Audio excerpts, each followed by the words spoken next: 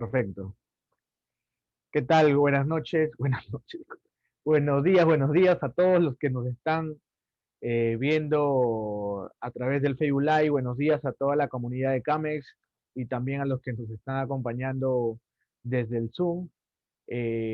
Nos toca el día de hoy hablar sobre un tema sumamente interesante que aún está en proceso de estudio, aún está en proceso de difusión, pero que tiene una gran relevancia en los movimientos empresariales.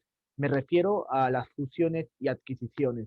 Ya hemos realizado anteriormente un taller sobre fusiones y adquisiciones, hablando sobre la gama general, la teoría y las bases teóricas sobre el tema de fusiones y adquisiciones.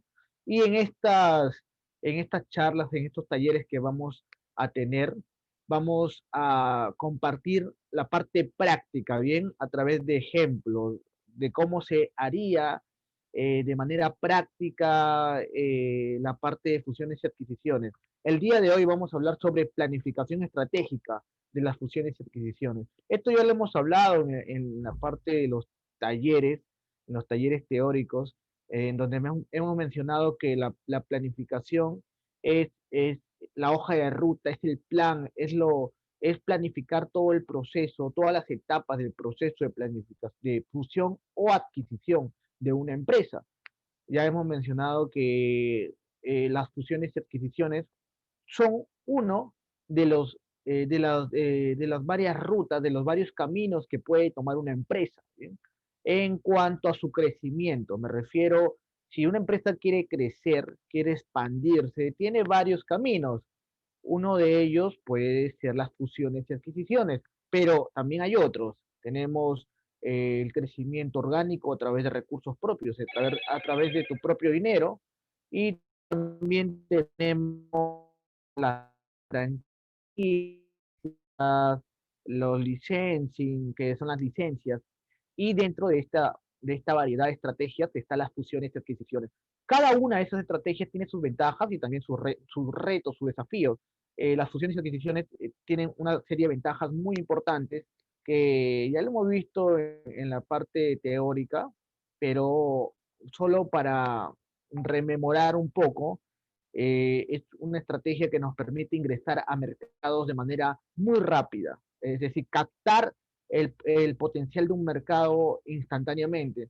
Por ejemplo, tú tienes una empresa de ferreterías, etcétera, ¿bien? De ferretería, del rubro ferretero, estás ubicado en cierta ciudad, en cierto distrito de la capital o de otra ciudad del Perú, y quieres crecer, quieres tener presencia de tu marca, de tu empresa en otro distrito, en otra ciudad. Una forma lógica y común, natural de hacerlo es a través de la apertura de un nuevo local.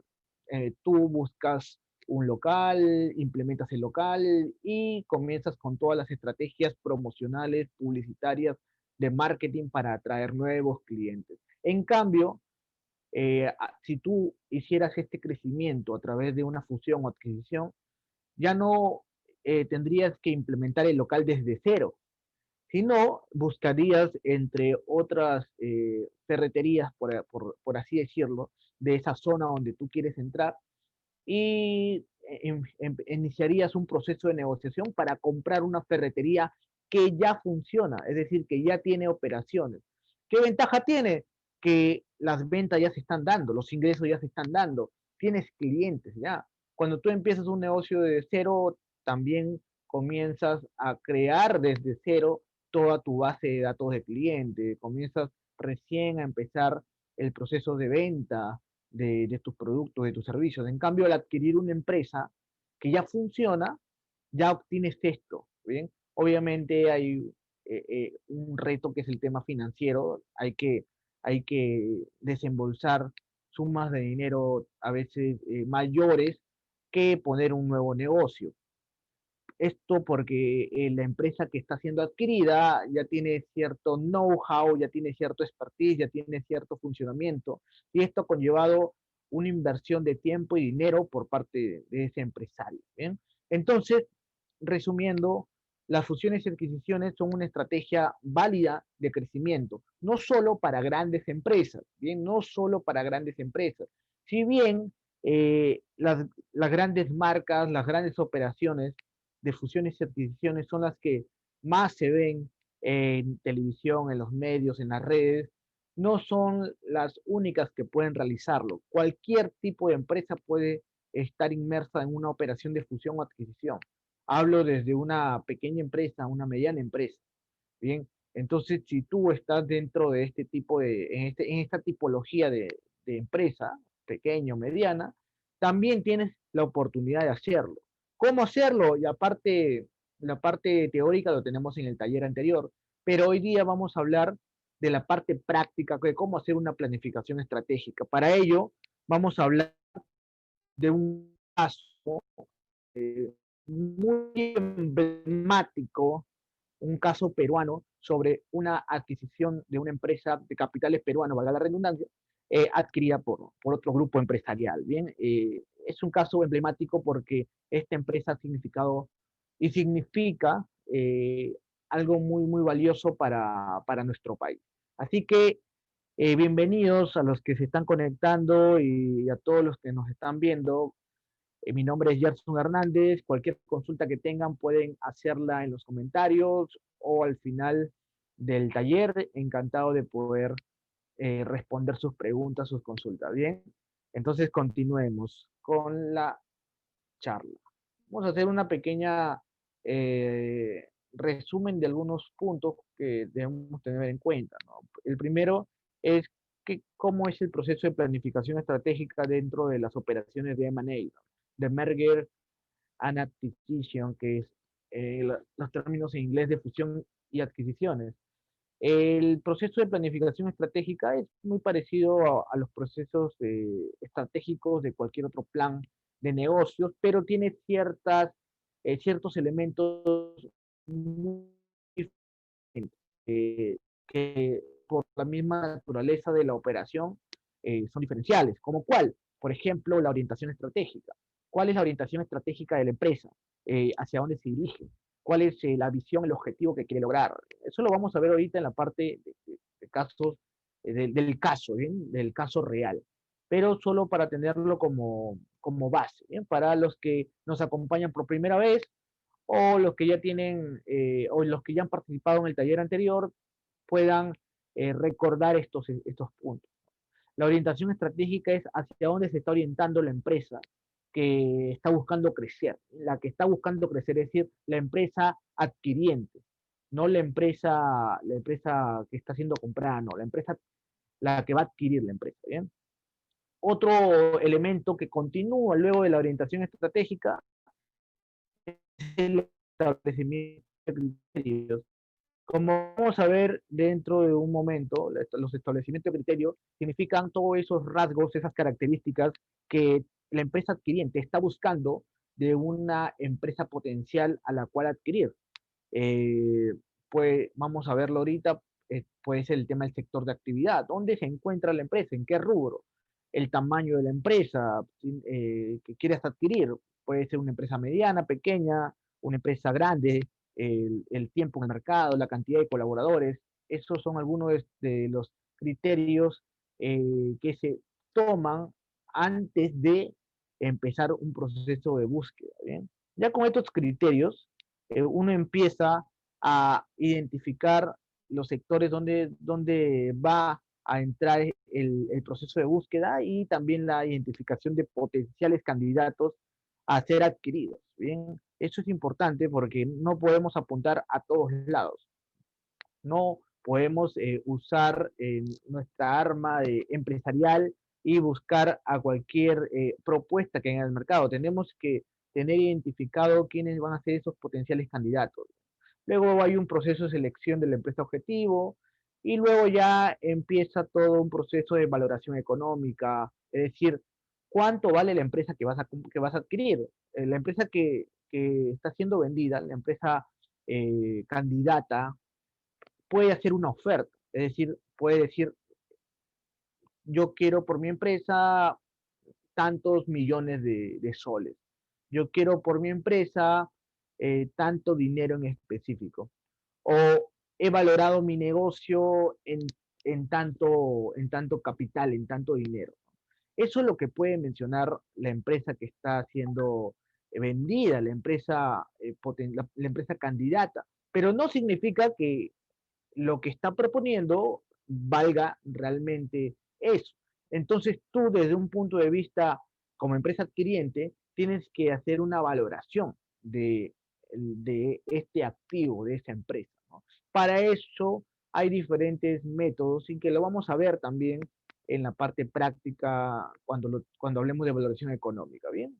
Luego sigue un proceso de negociación como en cualquier relación comercial y un cierre de operación. Cierre de operaciones ya me refiero a la firma de los contratos de compra-venta de empresa y algo muy importante, es el último elemento, pero no por eso menos importante, es muy relevante en todo este proceso, incluso es el último filtro. O sea, si esto no se realiza bien, todo lo demás puede terminar fracasando.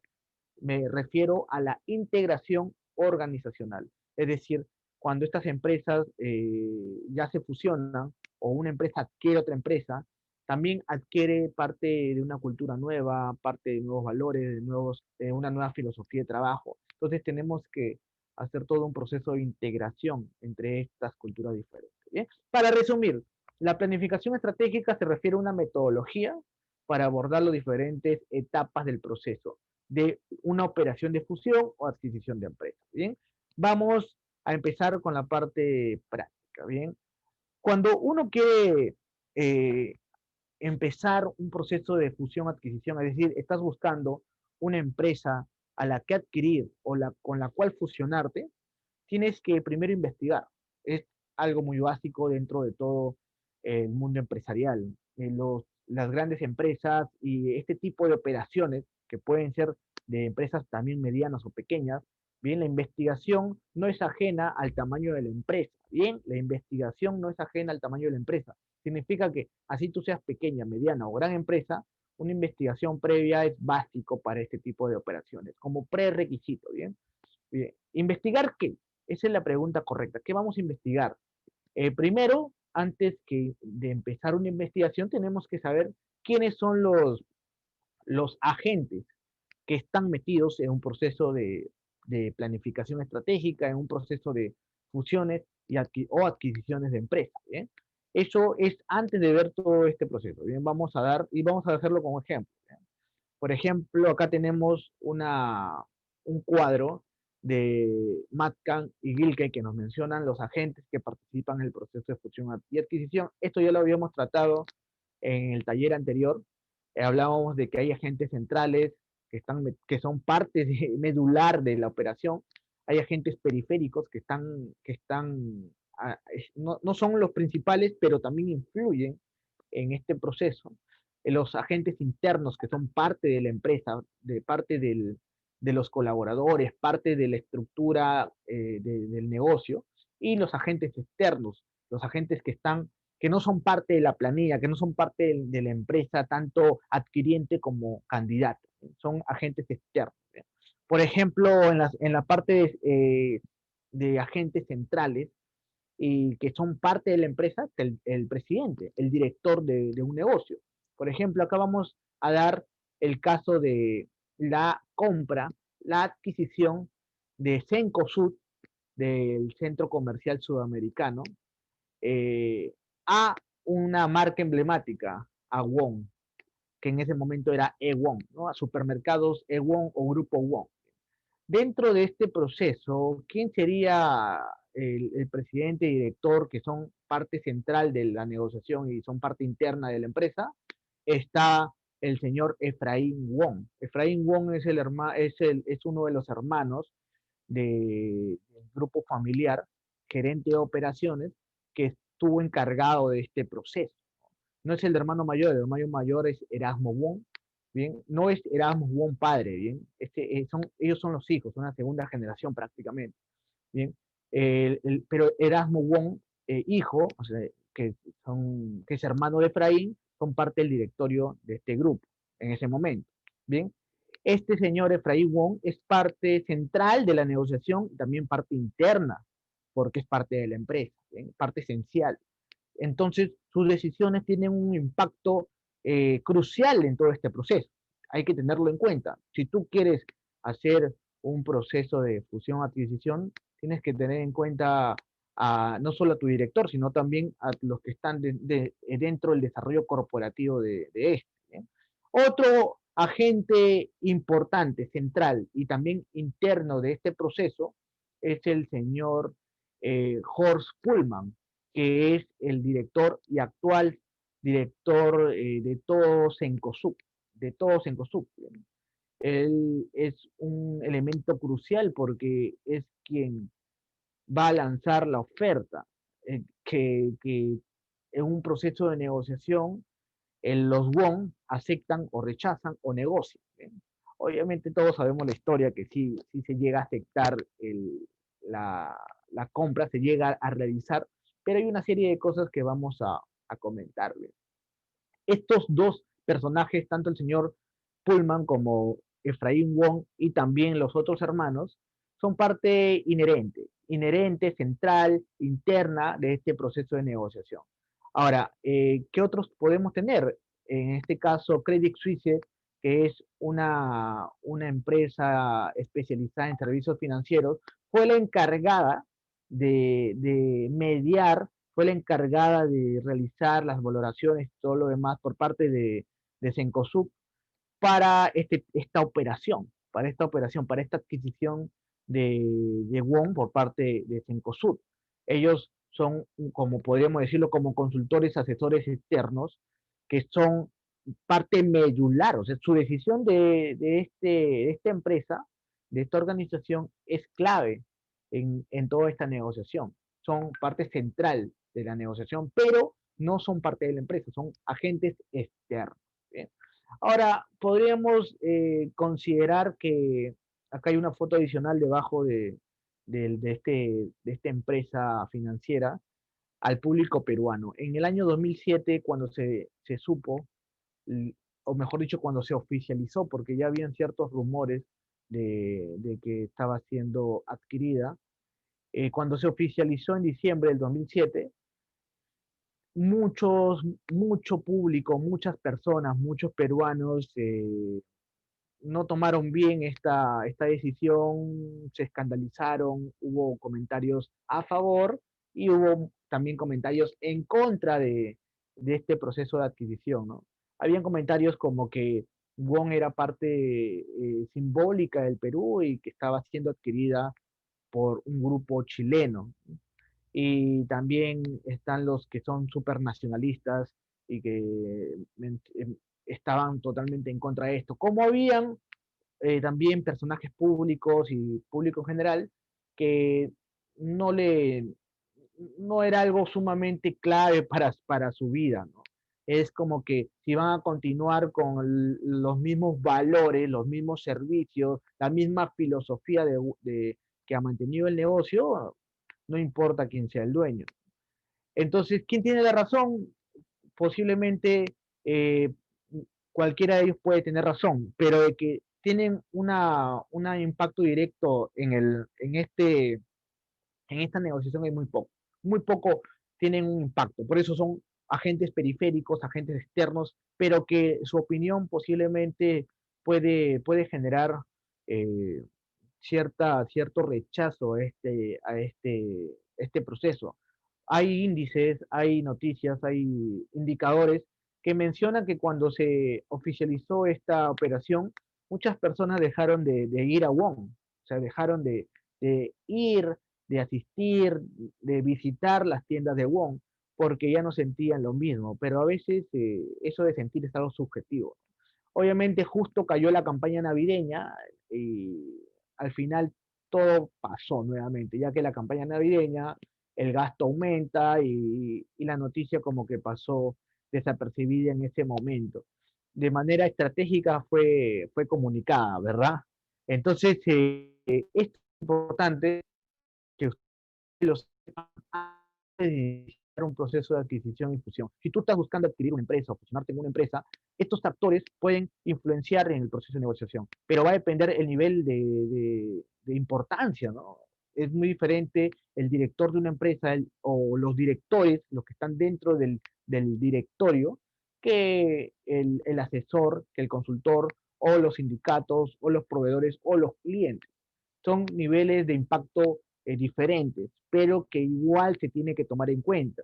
Ahora, cuando comenzó a salir este tipo de reacción de parte del público, de los clientes en general de Wong, se hizo una entrevista al señor Efraín Wong y al señor Pullman, en donde les hacían preguntas sobre este tipo sobre la operación que habían hecho. Al final se mencionó de que Wong no estaba, disculpen, Cencosud no estaba comprando Wong para cambiar los valores, para cambiar la marca, para cambiar lo que era Wong hasta ese momento, que era un símbolo, un sinónimo de servicio, de atención, de calidad, ¿no? Sino que se estaban asociando y en parte en ese momento fue totalmente cierto, ya que la compra por más de 500 millones de dólares se hizo como un tipo de canje en donde los Wong ingresaron al directorio de Cencosud. Es decir, se hizo un tipo de canje para que los Wong adquieran acciones de Cencosud. Es decir, al final se volvieron socios Cencosud y los Wong. Entonces, no era muy cierto de que todo iba a ser parte de este grupo. Hubo un tipo de asociación, ellos tendrán sus motivos, pero podemos inferir ciertos elementos, ciertas cosas. Vamos a verlo en las siguientes diapositivas, ¿bien? Entonces, importante, participantes en un proceso de manejo, los internos, los externos, los centrales y los periféricos, ¿bien? Continuemos. Ahora, cuando uno está viendo el tema de las fusiones y adquisiciones, y quiere ver si realmente esto es el camino para su empresa. Bien, ya te he mencionado que hay varios caminos. Puede ser el, el crecimiento con recursos propios, es decir, con tu propio dinero o con financiamiento de un banco o de un familiar, de un amigo, etcétera. O puedes crecer a través de franquicias. Si tienes un restaurante, puedes hacer franquicia, como lo han hecho muchos negocios, ¿no? Como, o sea, si hablamos de negocios globales, McDonald's es uno de esos casos, pero también en Perú hay muchos casos nacionales que han crecido con franquicias. Uno de ellos es Carnívoro, la hamburguesería, que tiene más de 30 locales, empanadas paulistas, rústicas, son negocios que han hecho franquicias y han logrado una expansión también. Es una estrategia más. Otra estrategia son dar licencias, la licencia de tu marca o la licencia de la creación de un tipo de producto. Y por último tenemos las fusiones y las adquisiciones. Pero dentro de todo esto, ¿dónde entra? ¿En qué tipo de estrategia va a entrar las fusiones y las adquisiciones? Vamos a verlo ahorita. De manera rápida les voy a mencionar un poco sobre lo que tenemos que evaluar. Hay que hacer un pequeño checklist sobre la naturaleza de este motivo, de estos recursos, de esta estrategia seleccionada, así como tenemos que identificar las diferentes fuentes de información interna y externa que nos van a permitir evaluar todas las variables. ¿Cuáles variables? Ahorita lo vamos a ver. ¿Eh? Te voy a dar con ejemplos. Dentro de todo este proceso de planificación estratégica, hay dos tipos de análisis. Un análisis en un primer nivel que se llama el análisis del macroentorno, que si has estudiado planificación estratégica, vas a darte cuenta que el análisis del macroentorno está incluido en todos los planes de negocio, en todos los planes estratégicos. Analizar el macroentorno es importante porque de este macroentorno podemos podemos inferir lo que en un análisis FODA llamamos las amenazas y las oportunidades. Muchas veces hacemos nuestro FODA y no sabemos de dónde salen estos elementos, pero estos elementos, como las oportunidades y las amenazas, se sacan de un análisis del macroentorno, de un primer análisis, hay un segundo análisis. Entonces, para hacer un proceso de adquisición y fusión, primero hay que analizar el macroentorno. Vamos a seguir con el caso Wong, con el caso de la adquisición de Cencosud por Wong. ¿Cómo estaba el Perú en su macroentorno en el año 2007? Esa es la pregunta correcta que tenemos que analizar, porque recuerden que esta operación se hizo en el año 2007. La adquisición fue en ese año. Entonces, tenemos que analizar cómo se comportaba el país en diferentes tipos de aristas, en diferentes ángulos, que ahorita lo vamos a compartir, y ver si era el momento adecuado para hacer esta adquisición, la adquisición por parte de Cencosud a WOM. ¿Qué tipo de elementos se revisan en un análisis del macroentorno? Se revisa la arista política, todo el tema de leyes, gobierno, etcétera, etcétera. Asimismo, la arista económica, el PBI, la tasa de inflación, los créditos, todos esos elementos se analizan en un macroentorno. La parte social es importante, la cultura, la demografía, las costumbres o otros fenómenos que están sucediendo socialmente pueden influenciar no solo en los procesos de M&A, en los procesos de fusiones o adquisiciones, pueden influenciar en cualquier proceso empresarial, ¿bien? En cualquier proceso empresarial. Asimismo, lo tecnológico, la evolución tecnológica es importante y lo ecológico. Estos son los elementos que se ven en un macroentorno. Pero vamos a darlo con ejemplos. En el año 2007, ¿qué estaba pasando en el Perú? Es decir, en un análisis macroeconómico de macroentorno. En primer lugar, el crecimiento del PBI, básico, básico. ¿Qué estaba pasando con el PBI en el año 2007? A partir del año 2001 hemos tenido un crecimiento importantísimo del PBI que ha crecido año tras año, hasta llegar a su pico que fue en el año 2008. Hubo una pequeña bajada y volvió a seguir creciendo. Ustedes ven ahí el gráfico que nos muestra la fuente, que nos muestra cómo ha ido evolucionando el PBI desde el año 2000 hasta el año 2007. ¿Por qué en el año 2001 hay una caída del PBI? Hay una crisis mundial en ese momento, la crisis de los .com en el 2000. También hay una crisis política. Ustedes ya saben todo lo que pasó con el gobierno anterior al 2000. Entonces, esto afectó un poco el PBI, pero a partir de ese año, del año 2001 hacia adelante, comienza el PBI a tener de manera escalonada un crecimiento positivo, muy positivo. Si se dan cuenta, hoy por hoy, en el año 2020 o 2019, bueno, 2020 no lo contemos porque tenemos una variable llamada pandemia, pero en el 2019 el PBI estaba en un promedio de 2 a 3%, 2 a 3% de crecimiento.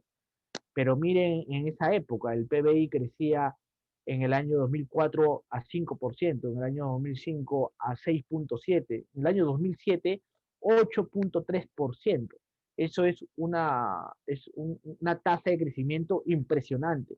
Perú en ese momento se estaba forjando el nombre del boom económico en Latinoamérica. O sea, Perú en ese momento estaba comenzando a jalar la vista de los otros países como un país que estaba teniendo un crecimiento importante.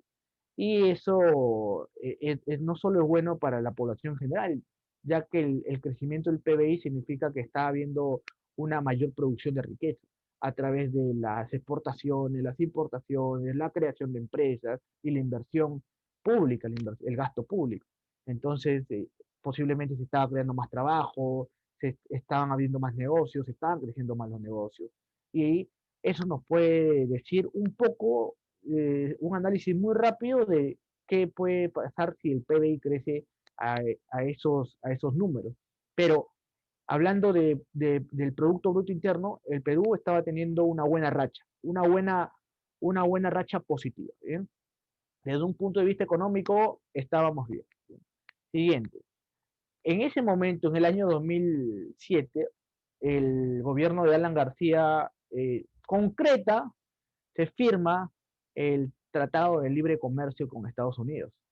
Entonces, eso abría las puertas a lograr un comercio con el país que es uno de los países más desarrollados del mundo. No podría decir el más desarrollado porque tenemos otros países con desarrollos también importantes, como China, entre otros, pero en ese momento Estados Unidos era eh, uno de los líderes imprescindibles, o mejor dicho, el líder imprescindible, ya que China, si se acuerdan bien, el boom de China empieza justo por esa época también, porque comienza la subida de los metales, tanto así como el cobre y todo eso. Por eso el Perú, después del 2009, también tiene un crecimiento importante porque China comienza a adquirir bastante de nuestra producción minera. Estamos hablando del cobre, el oro, etcétera. Entonces, en ese momento, en el año 2007, Perú firma el TLC con Estados Unidos y eso nos abre un mercado gigante, un mercado importante y eso también va a ayudar a más empresas a que puedan aumentar sus ventas, aumentar sus ingresos y también tener una participación en este país llamado Estados Unidos. ¿Bien? Es una cosa que a nivel político, esto es parte del tema político, el punto uno del macroentorno, que es una oportunidad. O sea, si hay un tratado de libre comercio dentro de nuestro FODA, podríamos considerarlo como oportunidad. El crecimiento del PBI año tras año, también dentro de nuestro FODA lo consideramos como una oportunidad. ¿Eh? Continuemos. El empleo. El empleo a partir del año 2003 ha tenido un crecimiento importante. Es decir, cada año iba creciendo el empleo con respecto al año anterior. Es decir, la creación de nuevos puestos de trabajo se estaban dando de manera positiva y eso está bien. Es decir, más personas tenían trabajo, significa que más personas recibían sueldos y con ese dinero también se impulsó el consumo interno. Mucho se ha hablado del consumo interno, de que las personas con el dinero que ganaban en sus puestos de trabajo o sus emprendimientos eh, consumían más, gastaban más. El consumo interno en Perú siempre ha sido fuerte. Y esto también se debió a este crecimiento del empleo en todos los sectores, pero sobre todo en el sector privado de 10 a más trabajadores. Ya sabemos que la informalidad es impresionante. La informalidad acá en Perú ronda el 70% del empleo. O sea, es un dato muy duro, pero real. Sin embargo, esta informalidad se ha ido reduciendo. Acá no muestro este dato también importante que es la reducción de la pobreza. La reducción de la pobreza hasta el año 2010, iba en un promedio del 30%, 30% de pobreza. Eso se ha reducido hasta un 10%. Es un- una reducción importante de la pobreza y que también impulsa el crecimiento económico. Otro dato importante que tenemos que tener en cuenta hablando del sector retail, bien, tú cuando haces un análisis del macroentorno, tienes que, no vas a utilizar todos los datos que existen, porque hay un montón de datos, hay un montón de información disponible, y más con Internet tienes un abanico de información muy grande, incluso muy difícil de analizar. Por eso no puedes agarrar todos los datos. Tienes que agarrar datos, información que es relevante para el negocio, para la operación, para el sector en donde tú estás. ¿Sí? Por ejemplo, o sea, no tiene nada que ver con esto, pero si tú estás haciendo un plan de negocio de un restaurante, tal vez no te sirve de nada saber cómo ha ido el consumo de prendas dependiendo las estaciones. O sea, no tiene nada que ver el consumo de prendas, el uso de prendas por estaciones, que el consumo gastronómico. En este caso, estamos hablando de Cencosud y estamos hablando del retail. Hay que ver que en ese momento, en el año 2007, la apertura crediticia no era todavía muy inclusiva. O sea, el porcentaje de la población que tenía acceso a crédito bancario no era muy alto. Incluso eh, habían pocas empresas que daban las tarjetas de crédito. Bien, fue también Cencosud con su Banco París que comenzaron a dar tarjetas en ese entonces. Pero como pueden ver acá en el gráfico, el crecimiento del crédito bancario estaba en auge, estaba hacia arriba, pero no era como en otros países donde la penetración crediticia es hasta el 70% de la población. Hoy en día, hoy por hoy, año 2020, la penetración financiera llega al 50%, pero en el año 2007, hace 13 años, esta penetración era muy reducida a lo que estamos hoy en día. Ahí pueden ver en el gráfico las varas rojas cómo van creciendo del año 2004 hasta el año 2006, poco a poco va subiendo la evolución del crédito bancario. Y la raya azul es el índice de morosidad. el índice de morosidad comenzó a caer, significa que cada vez más personas estaban pagando sus deudas o estaban poniéndose al día o estaban cancelando deudas atrasadas. La morosidad estaba reduciéndose. Entonces podemos decir que era un momento favorable para el Perú. A nivel económico, a nivel social, a nivel político, el Perú en el año 2007 estaba pasando de manera general, por algo muy positivo. Y hay dos temas más que los voy a dar acá, que también pasó en el año 2007. En julio del año 2007, Machu Picchu se le reconoce como una de las maravillas del mundo moderno. Y eso fue importantísimo porque impulsó el turismo y los que son de Cusco, los que han ido a Cusco saben que la economía ahí se mueve a través del turismo. Bastante público extranjero y también nacional, pero hay más extranjeros que gracias a este reconocimiento que tuvo Machu Picchu, atrajo a ese público, no solo a Machu Picchu, sino también a otras ciudades, a otros atractivos turísticos del Perú, pero Machu Picchu, este reconocimiento fue importante para impulsar el turismo en general. Y no solo es Machu Picchu, dense cuenta de toda la cadena de valor que hay detrás de esto. O sea, desde las agencias de viaje, las aerolíneas, los hoteles, los restaurantes, etcétera, etcétera. Hay toda una cadena de valor dentro del sector turismo que fue impactada positivamente, beneficiada con este reconocimiento de Machu Picchu como maravilla del mundo en el año 2007. Eso fue en julio, pero hubo también cosas que fueron también negativas para el país. Y un mes después de este reconocimiento hubo uno de las escenas más trágicas de este último siglo, en el siglo 2021, que fue el terremoto en Pisco. Terremoto en Pisco fue en agosto del 2007, en donde más de 100 personas, más de 500 personas, disculpen, perdieron la vida, más de 90.000 personas fueron afectadas en general. O sea, fue un evento muy trágico, que también hizo, más bien tuvo que retrasar el crecimiento de esa ciudad y otras cuestiones, ¿no? Pérdidas no solo monetarias, sino también pérdidas de vida y cosas que no tienen tal vez un retorno o algo con lo que se pueda recuperar. O sea, el dinero no recupera una vida. Y fue algo totalmente trágico en ese momento, que también manchó al país, manchó a su gente. Es algo que sucedió en ese año, en el año 2007. Pero si lo vemos de manera general, podemos decir que en la parte económica, el Perú estaba pasando por una racha ascendente, una racha positiva, en cuanto a temas económicos, políticos, bancarios, sociales. Estaba obteniendo reconocimientos para ciertos sectores, pero eso no significa que no han pasado cosas también negativas, como fue el terremoto de Pisco.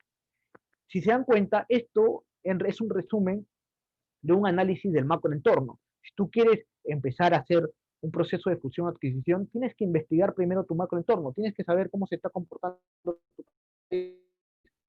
cómo se está comportando en la parte económica, la parte política, la parte social, y cómo va a evolucionar en el futuro esto, porque este plan es una fotografía del momento. No significa que así se va a comportar todos los años. ¿Qué viene después? Eh, ¿Qué viene después? O sea, si quisiéramos hacer un plan estratégico a 10 años, ¿cómo se va a comportar la economía, el tema social, la parte de créditos, etcétera, etcétera, al futuro? Y en este caso, si hablamos de la adquisición de Won por parte de Cencosud, Cencosud evaluó todo esto, evaluó que el Perú estaba en un momento alcista, que el empleo estaba subiendo, que el crédito bancario estaba aumentando, que la morosidad se estaba reduciendo, que Perú estaba trayendo más turismo, que el Perú estaba trayendo más público del exterior y que estaba haciendo una serie de tratados que aumente la competitividad del país a nivel global. Entonces, a nivel macroentorno se puede decir de manera general que Perú tenía varias oportunidades, pero también ciertas amenazas, pero sus oportunidades eran mayores, ¿sí? Primer nivel de análisis, macroentorno. Siguiente nivel de análisis, o segundo tipo de análisis dentro de esto, es el microentorno. Una cosa es el macroentorno, hablamos de lo político, económico, social, tecnológico, ecológico, y el microentorno me refiero al sector en sí, al sector retail. ¿Cómo se encontraba el sector retail en el año 2007? Es decir, Cencosud, por supuesto que hizo una investigación de cómo cómo estaba la competencia, cómo estaba dominado, cuál había sido el crecimiento del sector en los últimos años, totalmente, totalmente. Y acá lo vamos a dar. En el año 2007, cómo se estaba dando el crecimiento de los supermercados. Por ejemplo, las ventas anuales en supermercados. Acá te presento la variación en millones de soles y la variación porcentual. Del año 2005 ha habido un crecimiento importante de las ventas de los supermercados, las ventas anuales. Del año 2004 a 2005 las ventas crecieron 10%, al 2006 13%, al 2007 creció 15%, y así sucesivamente. Se habían hecho estudios en donde mencionaban que el sector retail, el sector de los supermercados, iba a tener un crecimiento positivo en los siguientes años. Entonces, si tú eres un empresario, en este caso, imagínate que tú fueras el señor Pullman, Horst Pullman, y estás evaluando entrar a Perú y analizas esto y ves que el sector donde vas a entrar tiene todavía un colchón muy grande para seguir creciendo, eso te da un momento favorable para entrar. Se te dice que es una buena opción. ¿Es el único análisis que vamos a dar? No. También seguro comenzó a analizar los centros comerciales. Perú, con respecto a los centros comerciales, tuvo un crecimiento de manera muy significativa a partir del año 2005-2006. En el año 2000 solo habían 8 centros comerciales y el crecimiento del año 2000 al año 2004-2005 fue de una apertura de 2 centros comerciales por año. O sea, se abrían dos más cada año. Así que en el año 2007 habían 22 centros comerciales, pero la proyección es que en 7 años más, o sea, del año 2007 a 2014, se iba a pasar de 22 centros comerciales a 71 centros comerciales. Esa era la proyección que se tenía en ese momento. Entonces, eh, si lo vemos como un sector donde vas a invertir, te hago la pregunta, ¿invertirías en un sector que sabes que va a tener un crecimiento importantísimo? Ahora tú me dirás, ¿qué tienen que ver los centros comerciales con los supermercados? En todos los centros comerciales siempre hay un supermercado, en la mayoría de los casos. ¿Por qué? Porque son tiendas anclas, son tiendas que jalan clientes. Entonces, van unidos uno con el otro. Entonces, tiene un efecto directo en el crecimiento de los supermercados. ¿Bien? ¿Qué más? También se analiza la competencia. Por ejemplo, Plaza Vea era uno de los competidores también más importantes que estaba en el mercado peruano, junto a Ripley, junto a Saga Falabella. Estos holding también tenían mucho tiempo, son los más antiguos, Ripley y Saga Falabella son los más antiguos, pero también Plaza Vea era uno de ellos. Por ejemplo, en el año 2007, Plaza Vea tenía en total 45 tiendas, 45 tiendas. ¿Sí? Entonces, pero no tenía el total del sector del mercado, pero ya tenía un número de tiendas importante. Plaza Vea no solo es Plaza Vea, también está Vivanda, está Más, está Plaza Vea Super, es decir, los hipermercados, los supermercados, los tamaños más grandes, los formatos más amplios. ¿Qué más? Hay hasta el día de hoy, pero en ese momento, en el año 2007, Walmart estaba ingresando a América Latina. Walmart tenía presencia en México, hoy en día sigue con la presencia en México, y Walmart ya había ingresado a Argentina y ya había ingresado a Brasil. Walmart, para los que están aprendiendo de este mundo retail, es el supermercado más grande del mundo. En cantidad de locales, en cantidad de metros cuadrados, es el más grande del mundo. Tienen miles y miles de tiendas en el mundo, miles y miles de tiendas.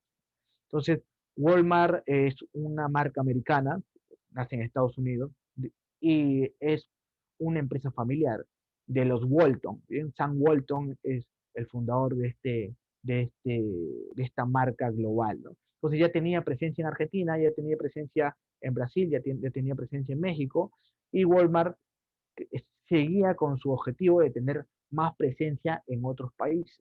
Entonces, había una amenaza de que entre una competencia global a Perú y que empiece a dominar el mercado. Entonces, eso como que puede acelerar las cosas. Es decir, si tú encuentras una oportunidad en el mercado y escuchas o a través de tu investigación te das cuenta de que alguien más ya observó esa oportunidad, entonces eso hace que aprietes el acelerador para iniciar las operaciones, si es que los otros elementos también son favorables, obviamente.